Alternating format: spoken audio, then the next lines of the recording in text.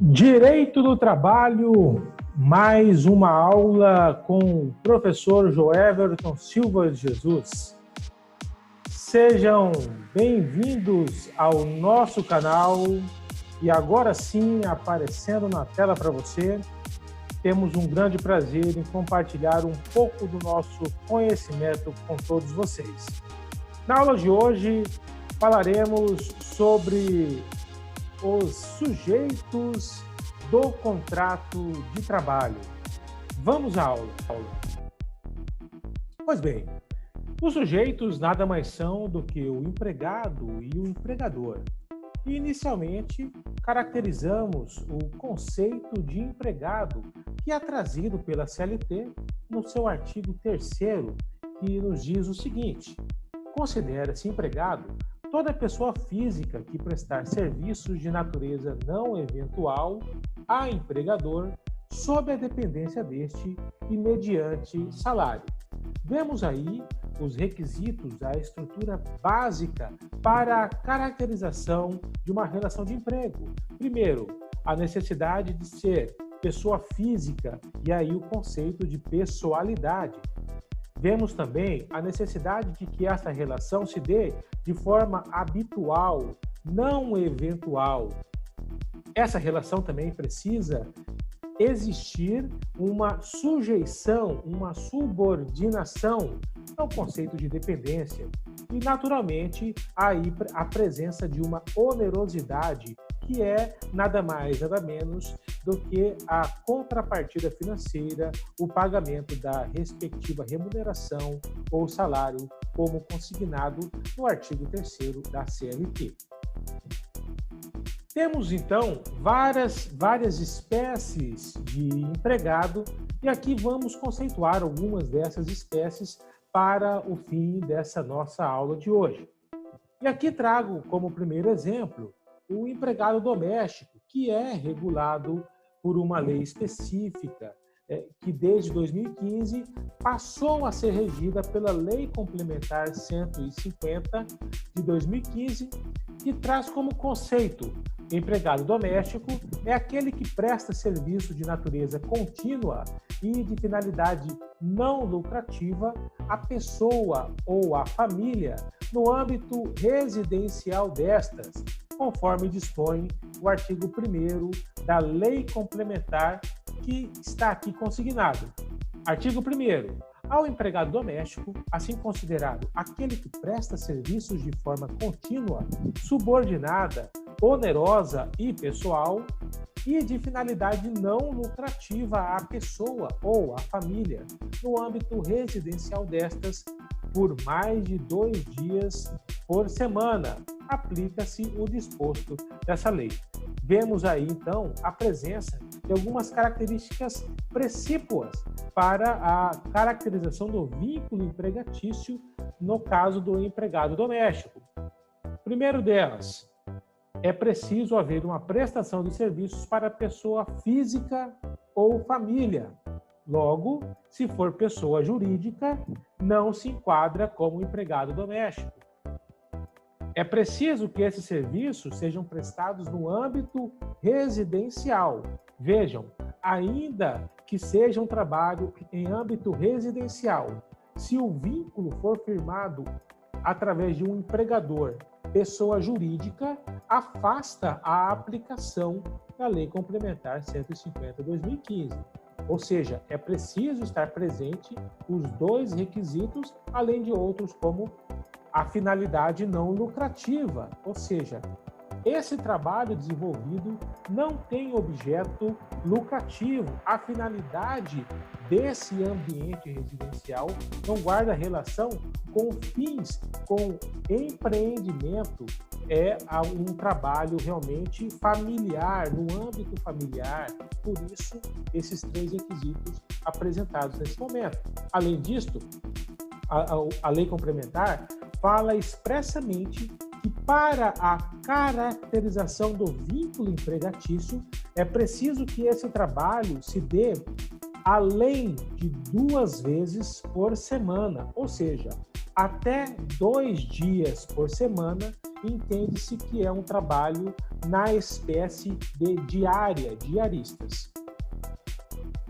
Além disso, segundo o artigo 7º, a linha A da CLT, nós temos que a consolidação das leis trabalhistas, a CLT, ela não se aplica aos empregados domésticos. É o que está ali consignado tanto no caput como na linha A. Vamos ao texto. Os preceitos constantes da presente consolidação, salvo quando for em cada caso expressamente determinado em contrário, não se aplicam aos empregados domésticos, assim considerados, de um modo geral, os que prestam serviços de natureza não econômica à pessoa ou à família no âmbito residencial destas. De toda forma, desde a Lei Complementar 150, o empregado doméstico tem direito a, no mínimo, o salário mínimo, perdão pela redundância, ele tem direito à garantia da irredutibilidade de seus salários, tem direito ao 13º salário, tem direito ao descanso semanal remunerado ou repouso semanal remunerado, tem direito a férias de 30 dias acrescidas de terço legal, tem direito à estabilidade provisória confirmada à gravidez até 5 meses após o parto, tem então licença gestante de 120 dias, além do direito da licença paternidade de 5 dias para o respectivo cônjuge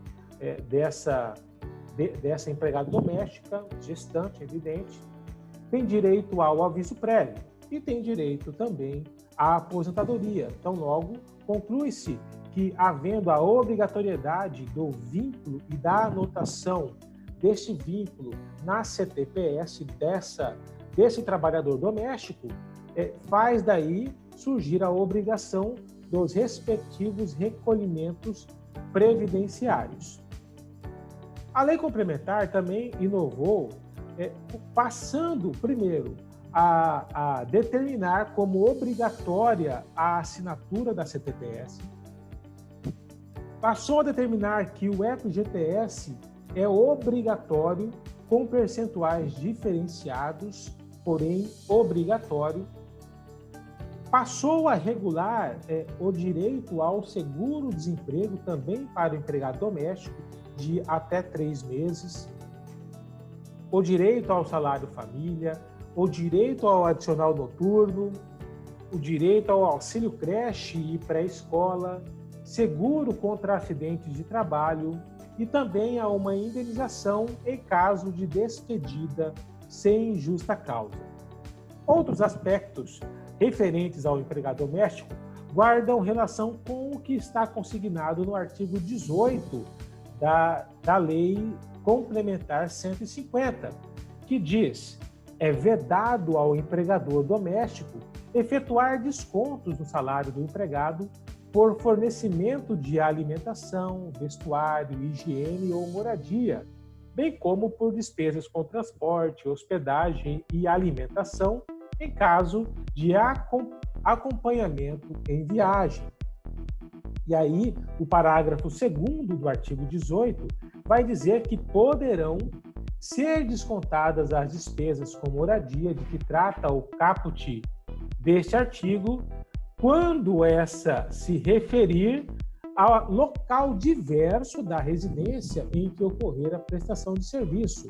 E vejam, desde que essa modalidade, desde que essa possibilidade tenha sido expressamente acordada entre as partes, ou seja, obrigatoriamente é preciso haver o consentimento expresso tanto do empregador como, principalmente, desse trabalhador doméstico. Uma outra espécie de empregado se dá pelo empregado rural, que também possui uma regulamentação própria que nos é trazida pela Lei 5.889, de 73. O conceito, de forma geral, é que o empregado rural é toda pessoa física que, em propriedade rural ou prédio rústico, presta serviços de natureza não eventual a empregador rural, sob a dependência deste e mediante salário. É o que está consignado no artigo 2º da referida Lei 5.889, que diz: empregado rural é toda pessoa física que, em propriedade rural ou prédio rústico, presta serviços de natureza não eventual a empregador rural, sob a dependência deste e mediante salário. E aí, complementando essa conceituação, nós temos que o critério legal atualmente em vigor, ele é um pouco mais amplo e diz que o empregado rural é todo aquele que presta serviço ao empregador, que explora atividade de natureza agroeconômica, ou seja, cuja finalidade, a finalística, é de natureza agroeconômica. E ele diz mais, ainda que a função do empregado não seja necessariamente, obrigatoriamente, exercida diretamente no campo, lá na fazenda, no plantio, na safra, na criação de gado. Ou seja, ele estende essa conceituação de empregado doméstico também para aquele empregado que está no escritório da fazenda, ainda que o escritório seja fixado em uma área urbana. Como a finalística, a atividade fim desse empregador é uma atividade agroeconômica, esse empregado que está alocado no escritório da fazenda recebe a característica de trabalhador rural. Temos também como espécie o trabalho do menor, que é amplamente protegido pela CLT como forma de realmente evitar ou de resguardar direitos sociais e forçar, por assim dizer, que esse menor possa se dedicar ao aprendizado, aos estudos. Pois bem, o conceito de trabalho do menor, ele está consignado entre os artigos 402 ao 441 da CLT, e o conceito amplo é de que o trabalho do menor pode ser desenvolvido a partir dos 16 anos aos 18, salvo na condição de aprendiz, aonde a legislação permite que esse trabalhador seja com idade a partir dos 14 anos. É o que está consignado no caput do artigo 402. Considera-se menor, para os efeitos dessa consolidação, o trabalhador de 14 até 18 anos. Pois bem, entre os aspectos referentes ao trabalho do menor, nós temos algumas características. Primeiro, o trabalho do menor pode ser desenvolvido a partir dos 16 anos até os 18, salvo na condição de aprendiz, que se inicia a partir dos 14 anos.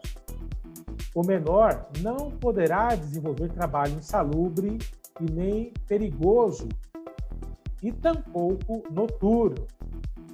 O menor, também com relação à jornada, possui uma característica própria, mas ele pode trabalhar numa jornada como outros trabalhadores, uma jornada ordinária de 8 horas diárias e 44 horas semanais.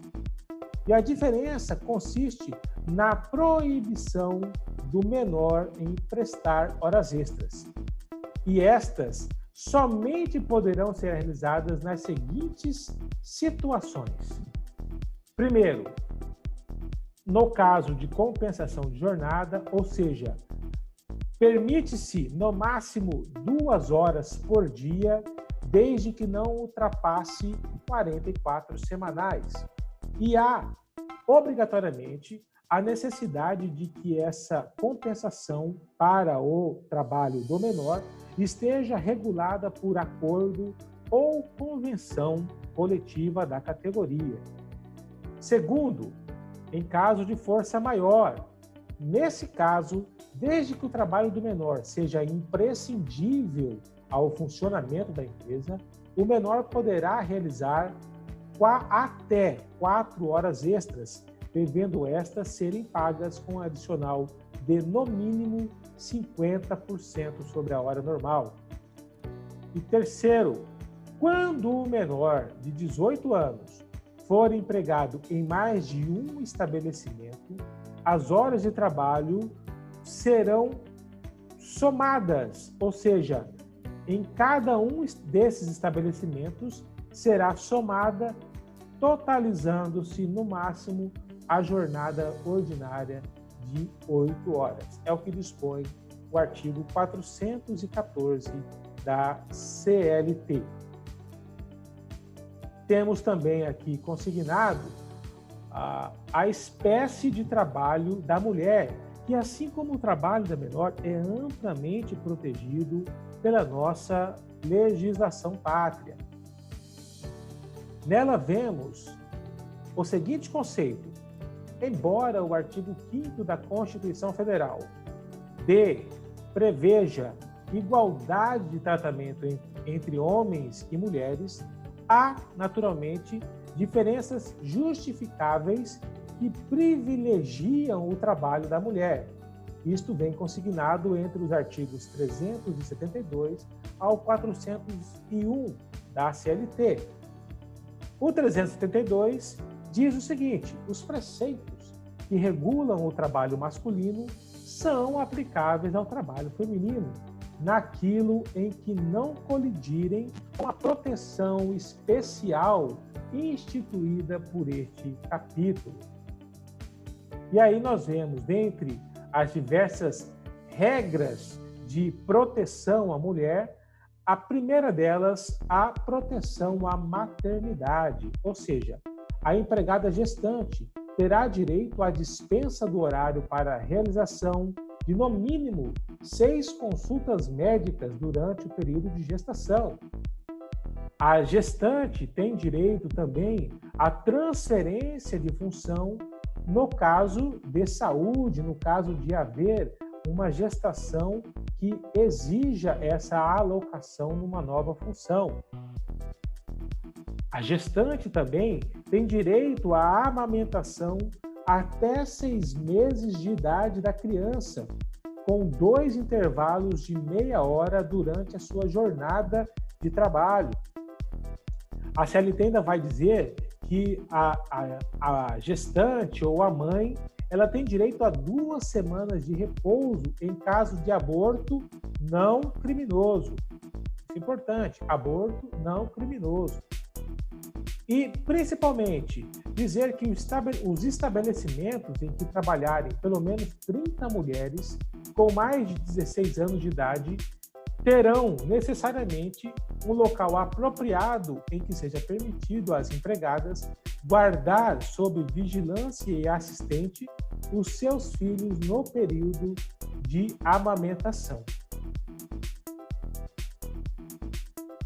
Outras espécies de proteção à maternidade é aquela que diz que, pelo artigo 392 da CLT, garante à empregada o direito à licença maternidade de 120 dias, sem prejuízo de emprego e do salário. E aí existe também a previsão legal da empresa cidadã, que foi regulamentada pela Lei 11.770 de 2008 e que regulamenta a possibilidade de prorrogação de, além dos 120 dias de licença maternidade, mais 60 dias, desde que essa empresa faça a adesão ao regime, ao programa Empresa Cidadã. No artigo 1º, ela vai regular essa possibilidade de prorrogação por mais 60 dias. Vai dizer também que o empregador, pessoa jurídica, precisa aderir ao programa Empresa Cidadã para que ele possa aproveitar dos benefícios previdenciários inerentes a essa respectiva concessão de prorrogação. Por essa Lei 11.770, a empregada deve pedir prorrogação até o final do primeiro mês após o respectivo parto, para que ela possa passar por um processo de avaliação, aprovação pela empresa, possibilitando que a empresa faça todos os trâmites legais para essa adesão, esse deferimento da prorrogação. E mais, a empregada que adotar ou obtiver guarda judicial para fins de adoção, também com base na Lei 11.770, terá igualmente direito à prorrogação da maternidade, desde que, naturalmente, preenchidos os requisitos previstos no artigo 1º, parágrafo 2º da Lei 11.770. E aí um requisito importante, fundamental, é de que durante a prorrogação da licença, a empregada não poderá exercer atividade remunerada. E a criança, vejam, a criança não poderá ser mantida em creche sob pena de perder o direito à prorrogação. É o que dispõe o artigo 4º da Lei 11.770. Ainda como espécies de proteção, garantias à mãe e à mulher durante a maternidade, temos o direito à estabilidade, que diz o seguinte: a empregada gestante não poderá ser demitida desde o início da confirmação da gravidez até 5 meses após o parto. Isso está consignado no artigo 391-A, que diz: a confirmação do estado de gravidez, advindo no curso do contrato de trabalho, ainda que durante o prazo de aviso prévio trabalhado ou indenizado, garante à empregada gestante a estabilidade provisória prevista na linha B do inciso 2º do artigo 10 do Ato das Disposições Constitucionais Transitórias. E aí, também em relação à estabilidade, nós temos que, se houver dispensa sem justa causa, a empregada terá direito à reintegração ou indenização correspondente. Isso ainda está também regulado pela súmula 244, em seu inciso 2º.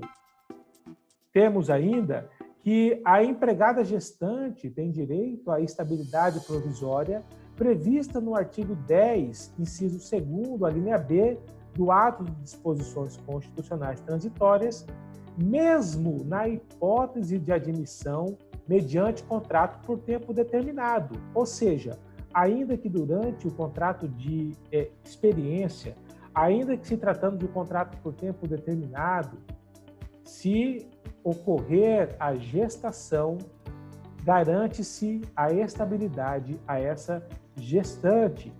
E aí, nesse caso, o que está sendo tutelado, o que está sendo protegido, muito mais do que apenas os direitos da mulher, são os direitos da criança, do nascituro, ou seja, uma proteção para que essa criança possa ter uma formação resguardada pela tutela da relação de emprego.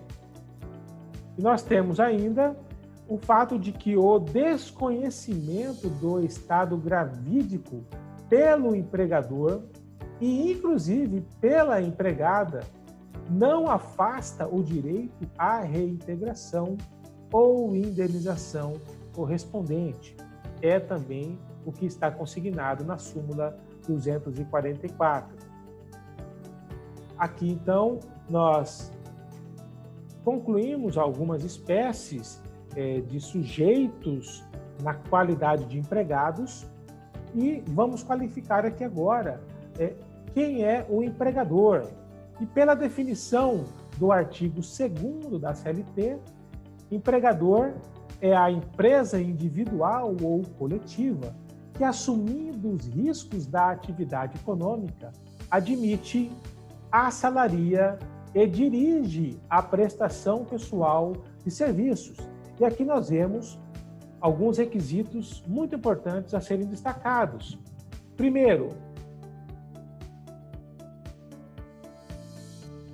a questão do parágrafo 1º, que diz: equiparam-se ao empregador, para os efeitos exclusivos da relação de emprego, os profissionais liberais, as instituições de beneficência, as associações recreativas ou outras instituições sem fins lucrativos que admitirem trabalhadores como empregados.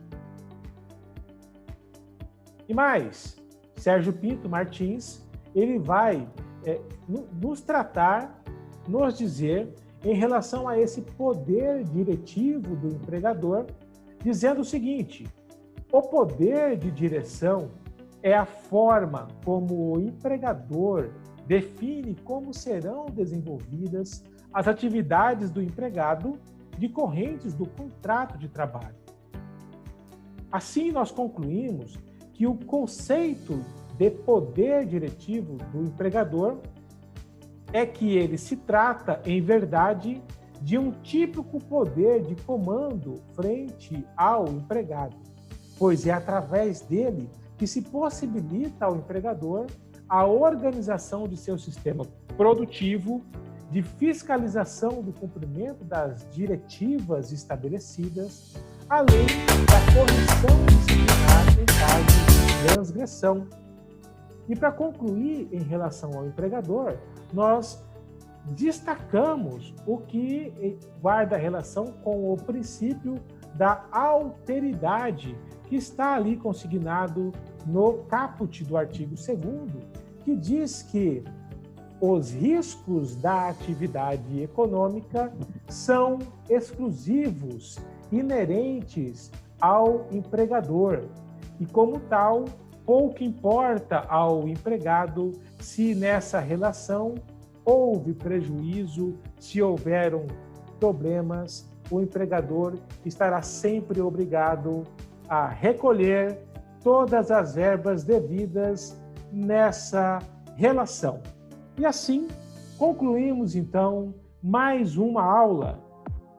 Não se esqueça, inscreva-se em nosso canal DNA Compliance, também no canal FACIP CPA Cuiabá, assista todas as nossas aulas, compartilhe, envie as suas perguntas, seja pelo nosso e-mail, seja pelo nosso chat, seja pelo nosso WhatsApp, e mantenha-se em estudo contínuo através de uma programação de estudo. Aos alunos da FACIP, não se esqueçam, todos os conteúdos já estão dispostos no nosso portal. Não deixem de acompanhar todas as atividades e de realizar todas as atividades ali dispostas. E aqui concluímos a nossa aula, deixando um forte abraço e fiquem com Deus.